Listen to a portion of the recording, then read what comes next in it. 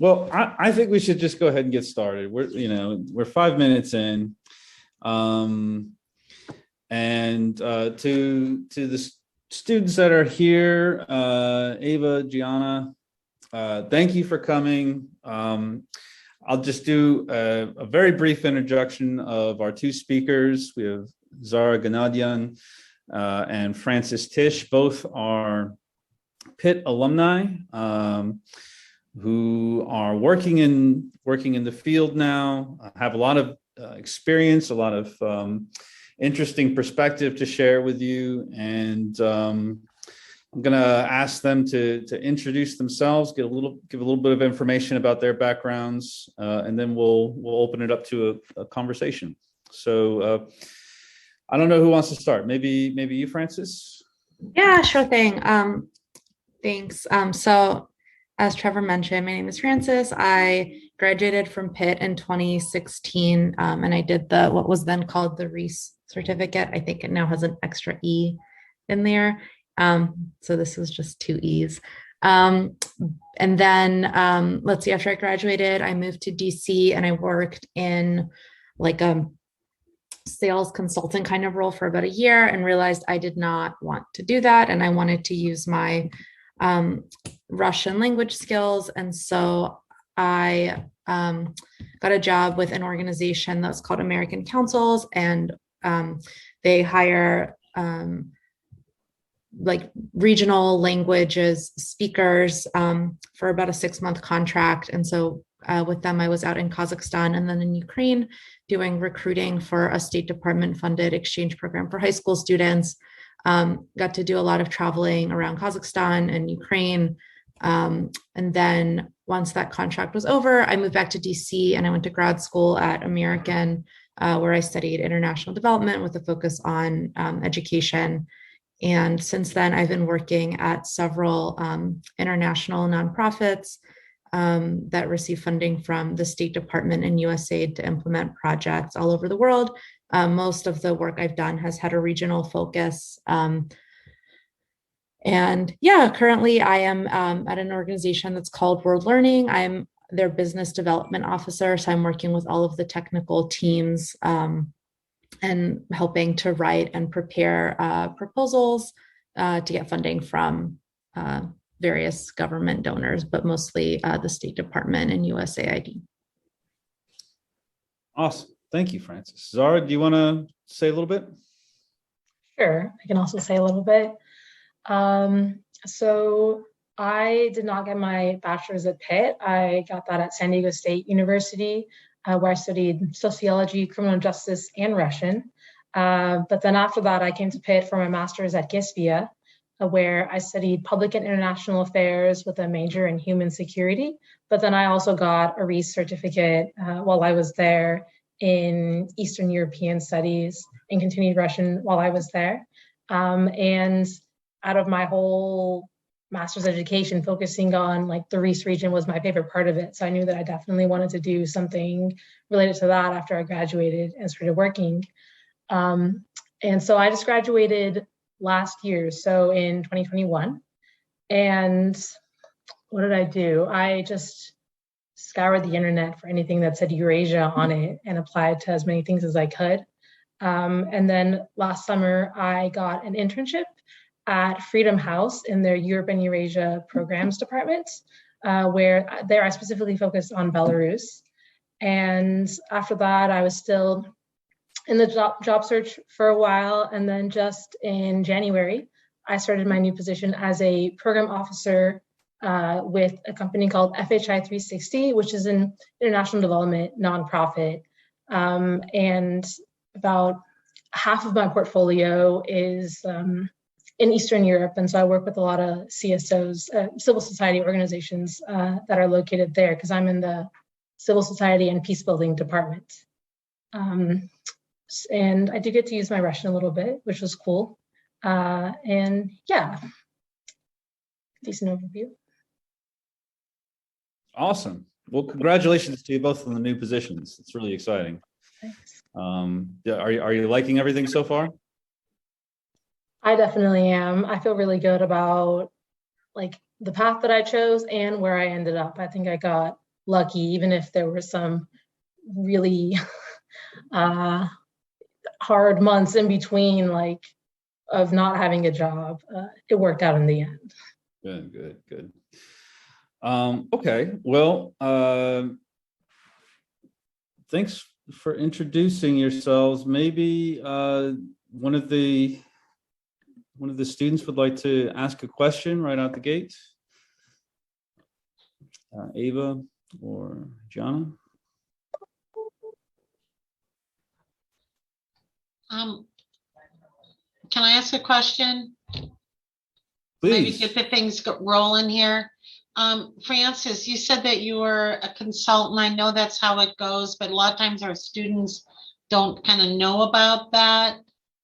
How did you survive from one gig to another? So the job that I had first out of college, it was like a 9-to-5 job. It wasn't really like gig based. I was doing like random like executive research, stuff like that. So it wasn't like I wasn't myself finding jobs to do. It was like assigned for me by the organization. But were you referencing the position that was in Ukraine or? Yeah, or I thought that you know, and I were subcontracted.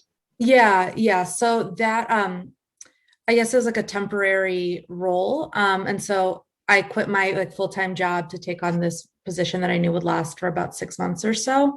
And then from there, it was kind of up to me to figure out what I was going to do next. And I had applied to graduate schools, and I studied business in undergrad. And so moving into this international like education, international development space, I felt like it would be difficult for me to find jobs without having some sort of like development background. The jobs in international development in DC are really competitive. I'm not sure why. They sound cool. They're like not that exciting all the time, but it's really hard to get a job. It's really competitive. Like I was at a previous organization, I was doing hiring for a role, and we had like 300-400 applicants for an entry-level position that doesn't pay well. And that's just how, unfortunately, this industry is in DC. And I try to be very transparent with people about how competitive these jobs are, because, you know, as Zara can also mention, it takes a long time to find a job here. A lot of people want to move to DC. A lot of people are like interested in these types of roles, and they are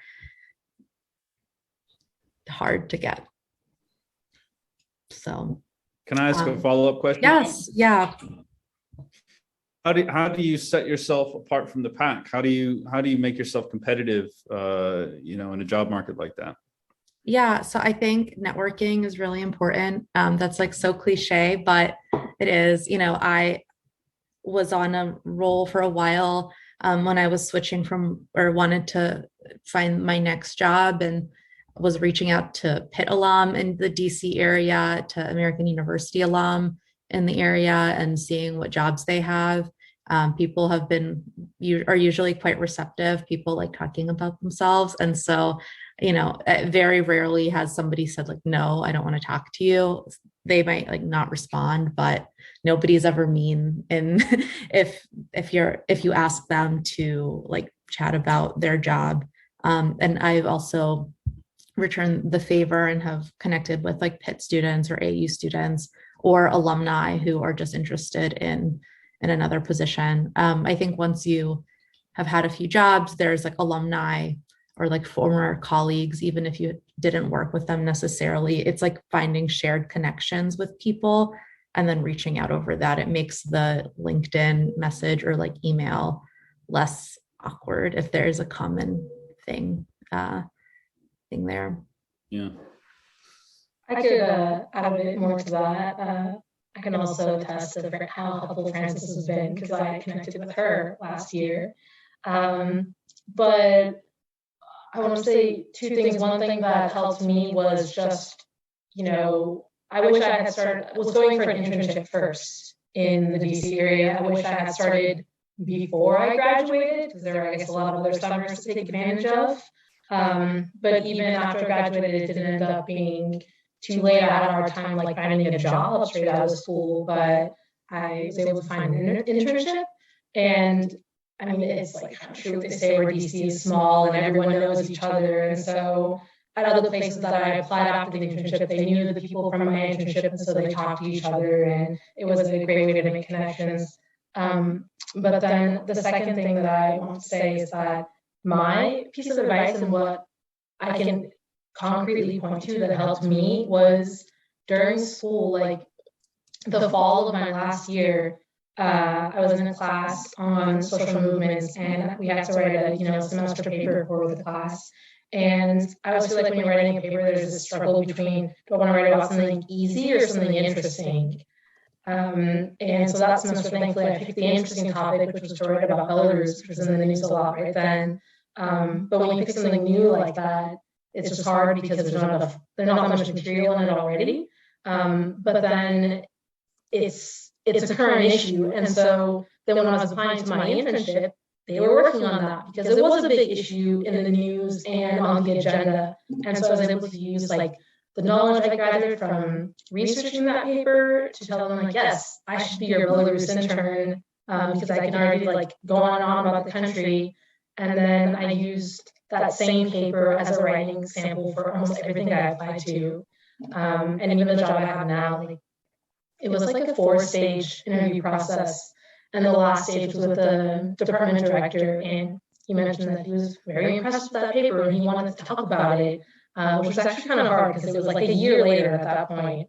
But so that would be my advice to, focus on the things that are happening, because that's where, at least in the field of like international development, international affairs, that's where the focus is going to be, what's on the agenda at any given moment. So that's my piece of advice.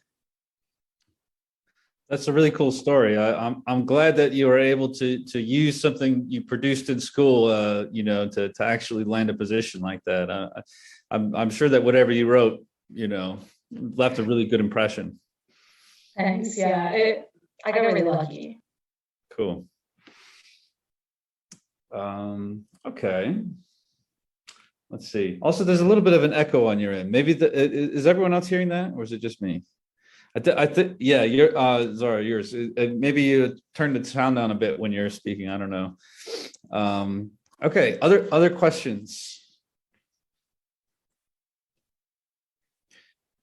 If not, I've got a bunch. I can ask all sorts of things. So, okay, yeah. Any questions? We have questions, Trev and I. Well, I'll ask a really easy one. What's your favorite and least favorite part of your jobs? Question to both of you. The favorite part about my job, and kind of a big reason as to why I'm in this industry, is the ability to travel, which of course wasn't really possible in the last 2 years. I had 2 business trips to Kyrgyzstan get canceled, and all sorts of things pivoting with COVID. But the travel part of working in like international development is really great. You get to go to places that perhaps might not have necessarily made it onto your like top travel bucket lists, and seeing different people or having like a purpose while you're abroad, I think is just a really, it's a really neat experience. The least favorite part, I would say, is there's like a lot of administrative work that is a part of this, like writing budgets, doing like grant management, report writing. It's like sending a lot of emails, which maybe all jobs are like sending emails at this point. I'm not sure, but 95% of my job. Yeah, right. But that's not like what you tell people that you do. It's like, oh, I'm like sending emails all day. But so there is the jobs, as I mentioned, they sound really cool and people can make their jobs and careers sound really exciting, but just sending emails and going to meetings and writing up something that gets sent to somewhere in the US federal government for somebody to read in theory. So there's a lot of that takes place, which is not always super fun. That's, you know, life in the modern world, right? We have to accept that. Just embrace it. Zara, what do you think? Yeah, I guess I could go. And let me know how the echo sounding. I turned the sound down, but I could also grab some headphones. You still have it, but that's okay. You sound like you're in a, you know, a cave or something like this. Oh, I'm sorry. It's okay. I think Francis may have gotten really lucky with all the traveling. I don't gather that, especially like people lower than like directors or higher ups do that much traveling. Maybe that's just like what I've been exposed to. That's really cool. I might start with my least favorite part, which it may not always be like that, but it's not super easy to have started virtually. Like I have to work with some kind of program where we do all our like financial stuff on it, and it's a really complicated and like non-intuitive program. And and I have to like bug people all the time, like, hey, like, can you help me? Do you have half an hour? Can you answer this question? Can you answer that question? And so it's not easy to just like turn to the person next to you asking a question. It's like you feel like you're bothering them and taking time out of their day. But it's to help you do something that you need to do that you have not yet learned how to do that they're supposed to teach you. That's something that I haven't enjoyed. My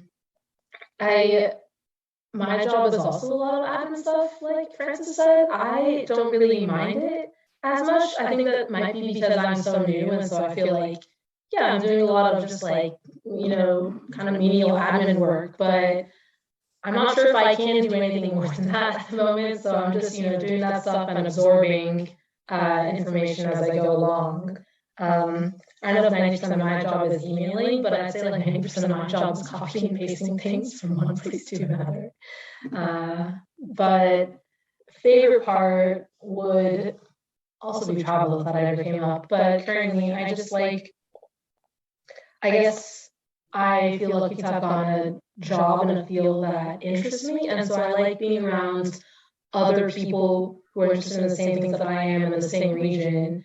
And so it'll be interesting to like go into a meeting and for the first 10 minutes, like hear, you know, seasoned professionals' take on what is happening in Ukraine and like whatever the biggest news story is that week, and just kind of stay in the loop.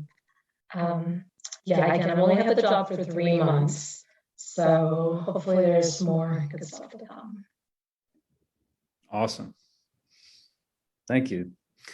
It sounds that both positions sound really interesting to me. And do you like living in Washington, D.C.? Do you enjoy life? Yeah, I've been here for 6 years now. I really like it. It's,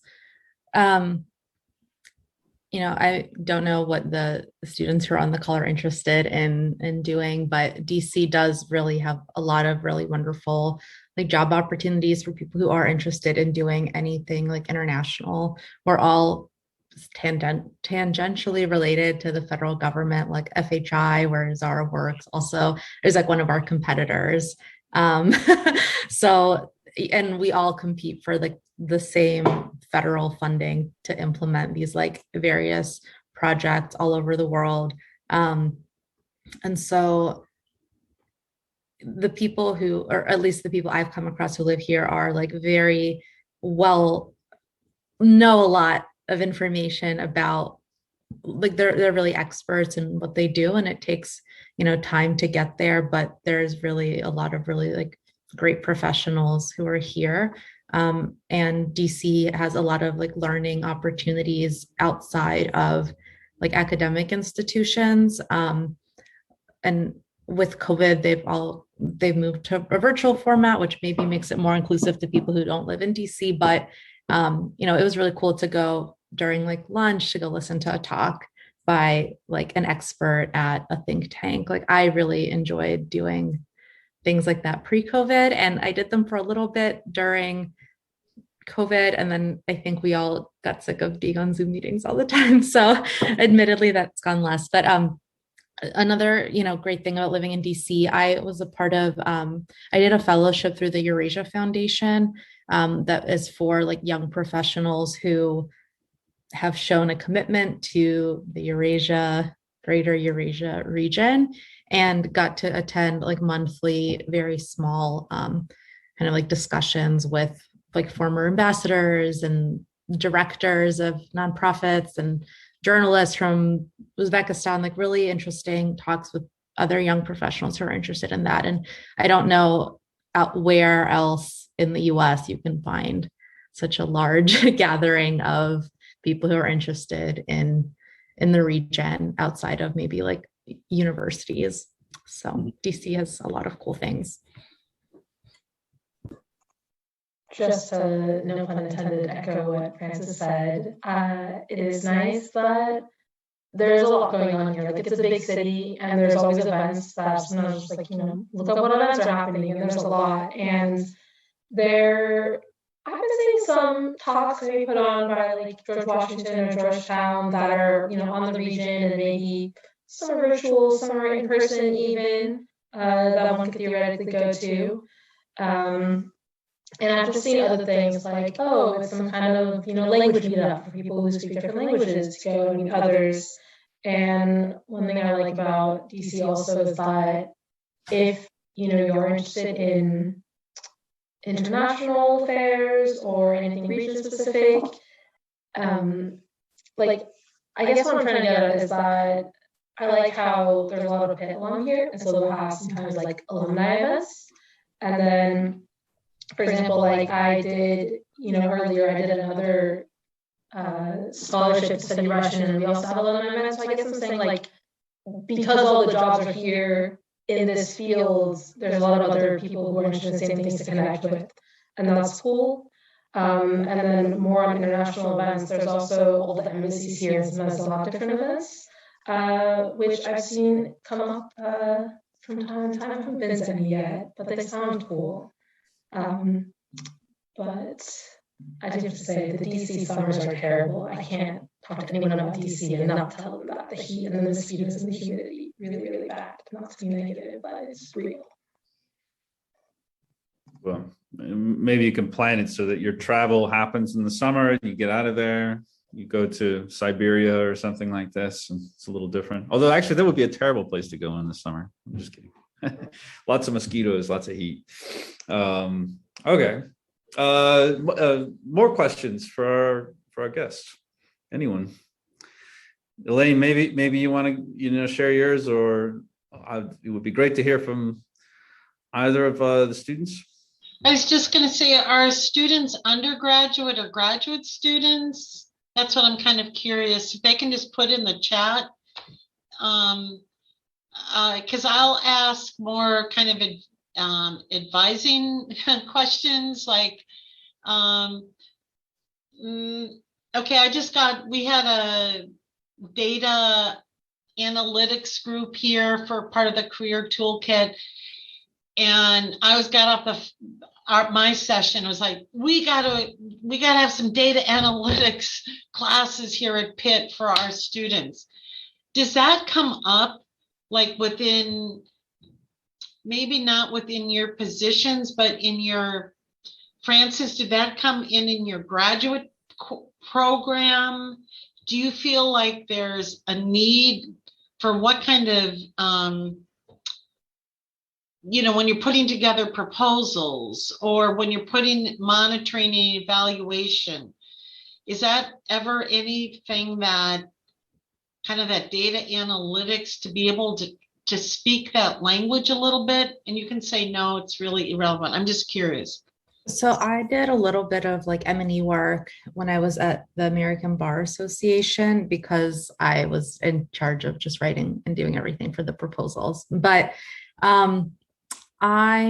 there was an M&E team, and I did take some M&E classes at American University. They had like 1 credit weekend courses called Skills Institutes, and I found those to be like really fantastic. Actually, it's like, yeah, you're there like Friday evening and then all day Saturday and then half a day on Sunday, and it's like a very specific topic that you cover. And I don't know if in the type of work I do, there's like really a need for like a high level of sophistication for data analysis. Like oftentimes what we look at is like surveys or like that are pretty simple, or if needed, we will contract out to like a specific firm that can do very deep data analysis. But Okay. I think for perhaps like a larger organization, like maybe even FHI, because it's a pretty large organization, they have a larger MEL team. At ABA, we didn't really have a big monitoring evaluation team. IREX, I used to work there. They have like a pretty sophisticated system, and world learning is like fine. But I don't know. It's like a whole other field of monitoring evaluation people, and that's like all they do.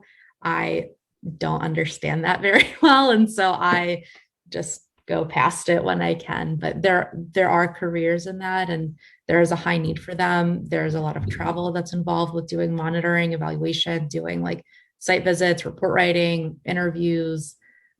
There's all sorts of government tangential systems for data reporting. It's just not, I can't speak to that very well, but did you feel like that exposure to the one credit boot camp, skills camps was enough to be able to know kind of the right questions to ask? Or it was enough for me to be named our monitoring evaluation lead on a project I was working on, because there aren't enough people, I think, or sometimes there's no budget to hire a MEL person. So I think it's like helpful. I don't really know how else there would really be like an entry point into that career for like nobody. Yeah, I haven't heard of like people getting like a degree in monitoring and evaluation, but like data is different. So I could add that monitoring and evaluating might be something that you would focus on in say public policy degree. Like I got at GISTIA, we definitely had courses on that, and some people were really into it. Not that many people, but some people. But I could say that at FHI we do have, from what I've seen, each project will have a HQ MEL, which is monitoring, evaluating, and learning person, and then probably also a field MEL officer. And I did recently, the subject of MEL skills came up, and someone was telling someone else, like, oh yeah, well you have monitoring, evaluating skills, and that will always be in demand. And for example, like USA will always want that. You will always have a job with that kind of skill set.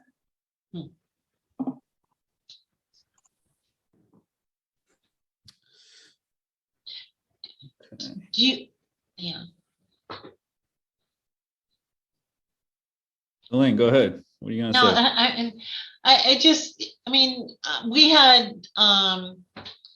I had a discussion with folks working in the field of global health, and they were monitoring and evaluation specialists. But we were talking about, do you feel like the projects that we're running, do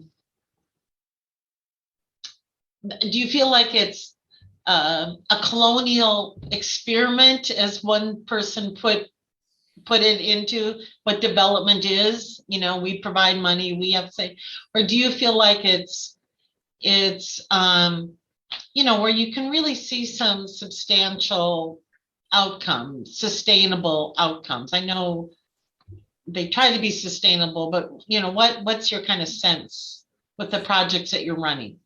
So at ABA Rowley, the American Bar Association Rule of Law Initiative, where I worked, I was one of their program managers for the Central Asia portfolio.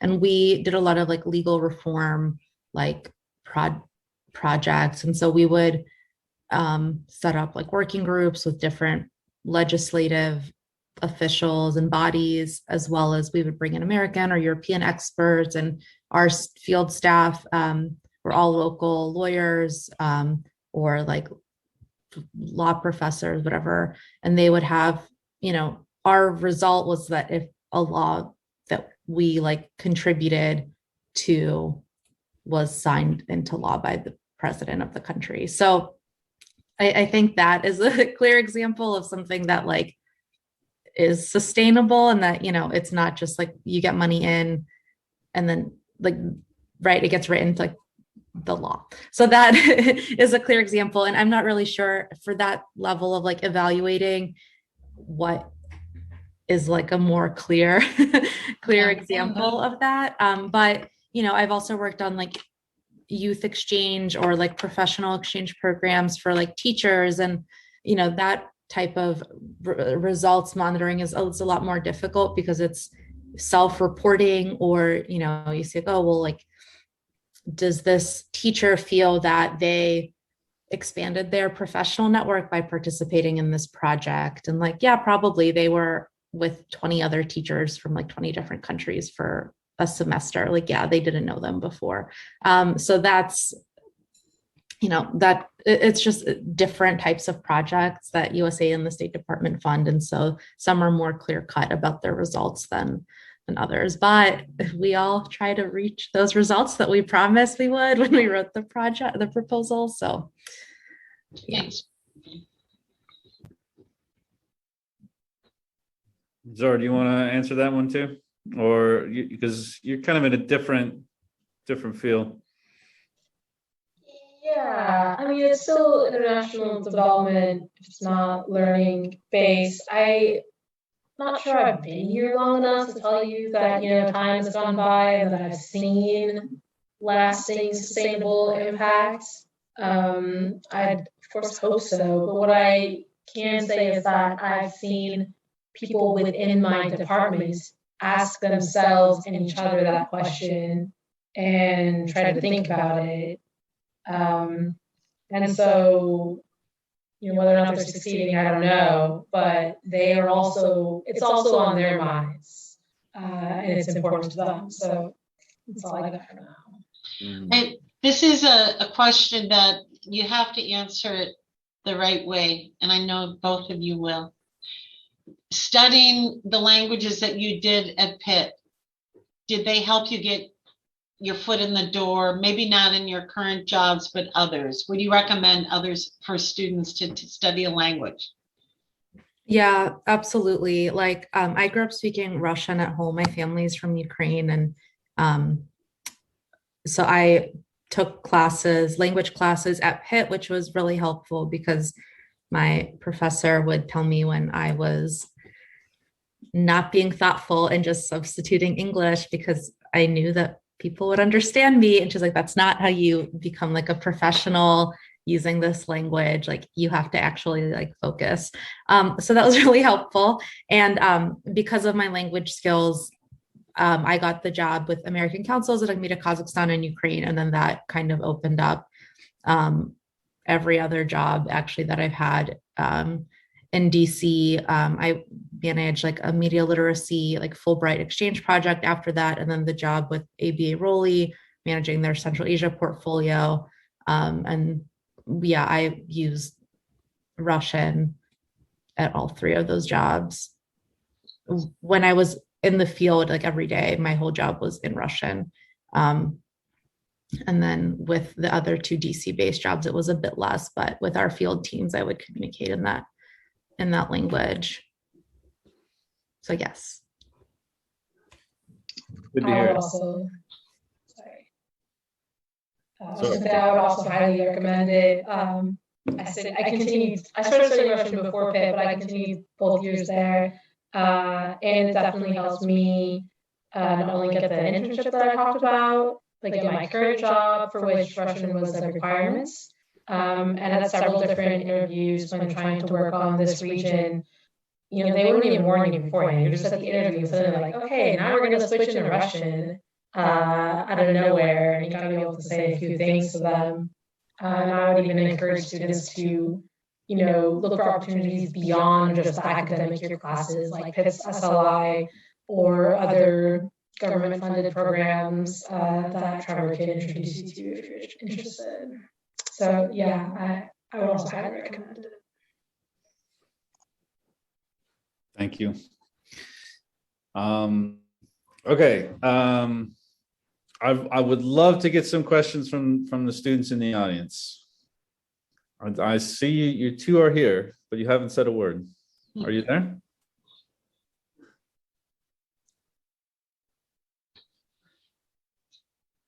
Radio silence.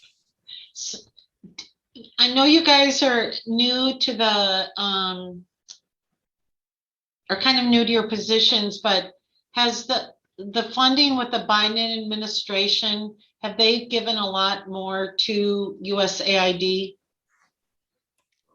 So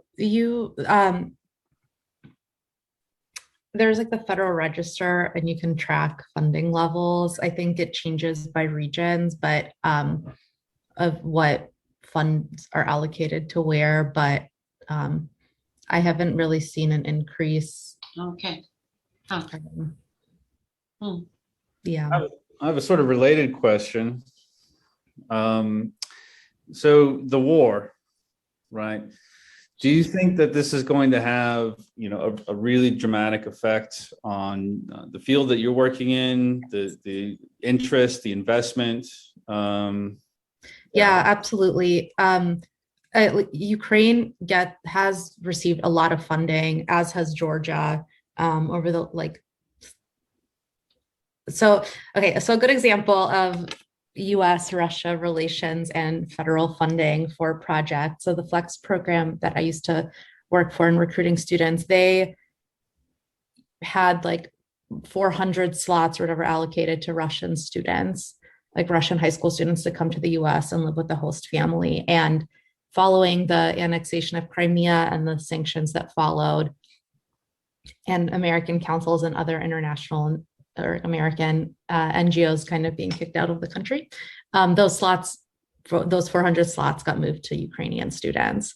So, and following that, the US has invested like hundreds of millions of dollars in various projects into Ukraine, whether it's like anti-corruption work, like education types of projects, government reform projects, like democracy, human rights, like any topic probably. And that's not going into like health. I don't know anything about the health sector, but they get a lot of funding. Like any topic, there's a lot of American tax dollars doing projects in Ukraine, and I only think it'll increase. I also am following the Ukraine stuff very closely. So I saw it like last week, there was an announcement of like additional like humanitarian, like educational funding going to Ukraine, and the effort to rebuild Ukraine after the war, I think will also generate a lot of interest and funds coming from the US in that. So yes, I do, especially given the relationship now that Russia has with the world. I think there will be a pivot for what funding for Eastern Europe and the general region looks like. Yeah, I mean, I hear people talking about like a new Marshall Plan. Yeah. This like once on the other end of the war, I mean, there's going to be so much work that needs to be done, and it seems like there's a sort of realization that this is still a relevant project, right? That it's not all about China or whatever. Like there's still things that need to be done in Europe. Yeah, and it's also a lot of US funding is like sphere of influence. And so I think this is also an opportunity to kind of increase that. But I have told everybody I work with, like I'm moving to Ukraine, like that's where I'm going to work. So whenever that can happen, that's where I'm going. Well, we're all hoping for the best there, and that will be possible soon. Yeah. Zara, do you want to follow up on that? Thoughts about US-Russian relations, the future of Ukraine? I'm not sure I have a good enough grasp on the inner workings of USG funding to talk about the changes. I could say a couple things that I've come across, which is, I think, they see not only an opportunity, but kind of a need to have more, have more of like a presence in Eastern Europe, kind of counterbalancing force. And so I've already seen some more money moving towards, like I work with civil society. And so There's more money going towards civil society in Eastern Europe. And, you know, it's like Francis said, it's about increasing soft power there. And yeah, just helping the other countries that want it kind of build resiliency against what might be coming. And I can say that, you know, my specific programs, they have had to shift a little in light of the war. We would work with some organizations that were in Ukraine, and we had, you know, some sub-grantees there, and we had to like pause or suspend those sub-grants while they, you know, had to prioritize safety and evacuate.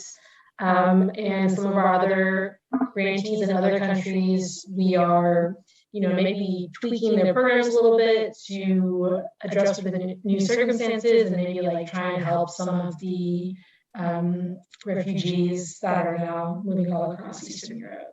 So there's certainly ripple effects, even in my small viewpoint of it. Interesting. There's been funding recently, pre-war, that has been put out on, and this might even be what you're talking about, Zara, but like there's a quite a large amount of like USAID funding going towards countries in the EU. So like Hungary, Poland, Czech Republic, who have not had a USAID presence for quite a long time.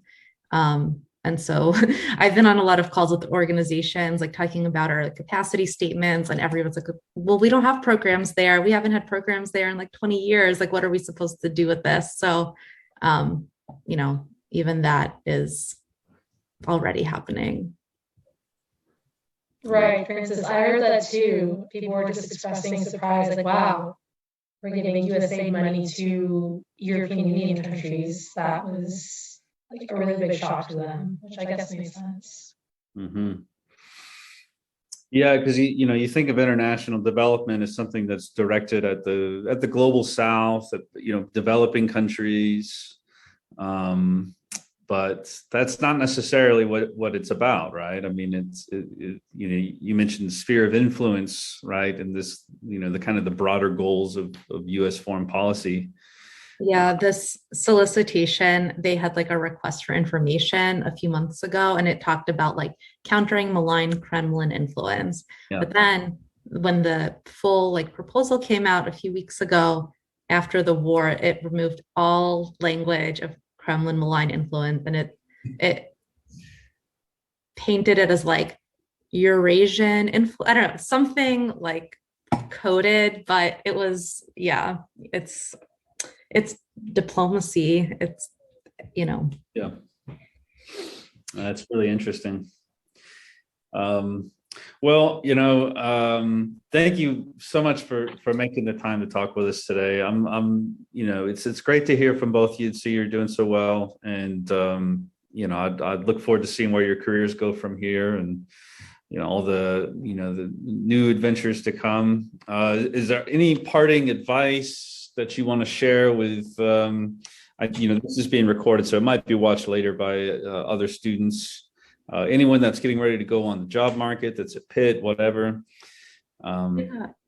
You know, I'm also happy to do this again, as, well, I guess people are graduating soon, but whatever, towards the end of the semester, or yeah, start of the fall semester, I guess. But yeah, you know, I think doing like research, you know, talking with people about jobs, networking, I think that's really, really important.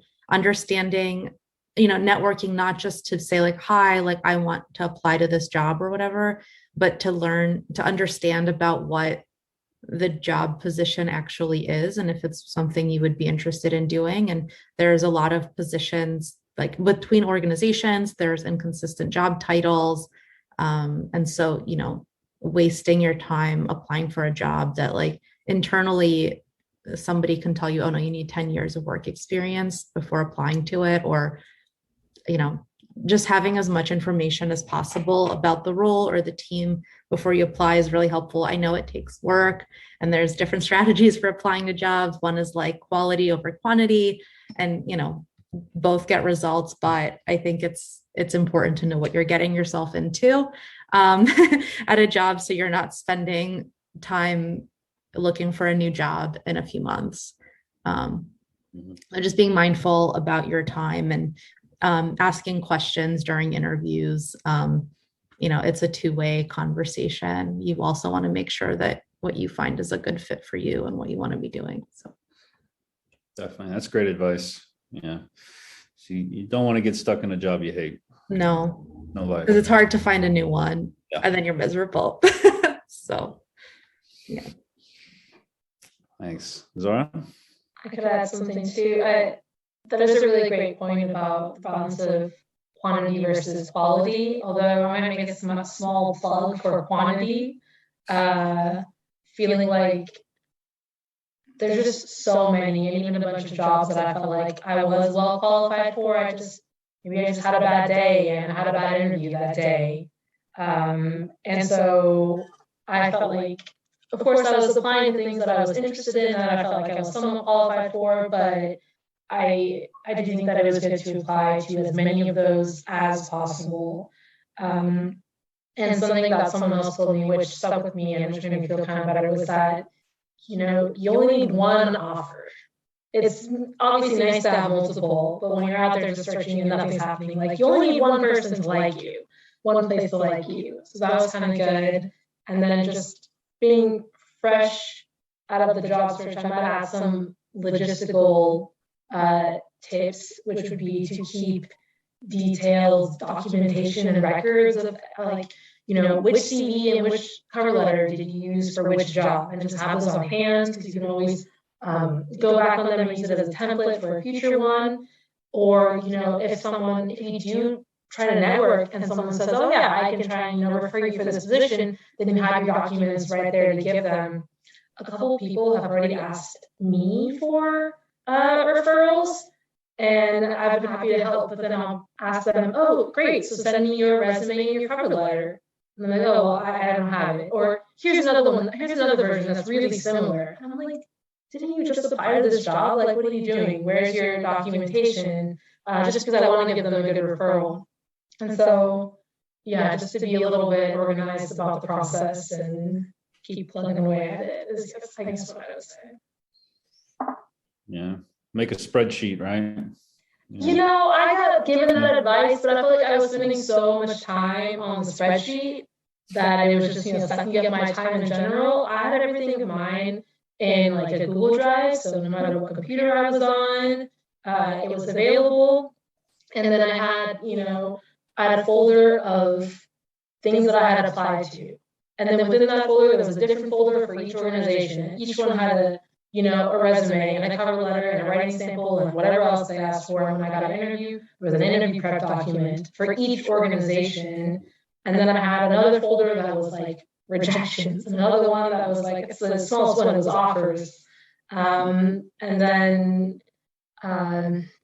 just I had everything. And so I wasn't like losing things. And I had a very odd, well, I don't know, this happens, especially if like you apply directly to USA jobs through the federal government. But I had a job I applied to, and a year later, they were like, oh, we'd like you to come in for an interview. I was like, I don't know what I applied to. Like, can you send me this? Like, I can't, like, it's not on your website anymore. Like, I have no idea what you're talking about. So if there's something that you're like super interested in, maybe also save the job thing as like a PDF or whatever. But I realized I also did not want to work there after this like wild disorganization on their end. But in case you don't know what they want from you, it's helpful to have that. That's actually sorry. I was gonna say that's a really great tip. Actually, like that was gonna be a year, but I had, for me and for other of my friends, like even just over a few weeks, like 1 week you apply, and then the next week it closes, and that job description is gone. Like maybe you can find it somewhere else on LinkedIn or wherever from an old posting, but it might just be gone. And so print to PDF all the job descriptions as well. It's a good recommendation. Okay. I should probably take on that advice too. I think I've actually been in that situation before. Yeah, it's awkward. And asking them for this makes it awkward too. Definitely. Okay. Well, thanks again. This has been a lot of fun. I wish you the best in DC, and hope to see you again soon. Yeah, let us know when you'll be in town. Okay, I will. All right. Bye.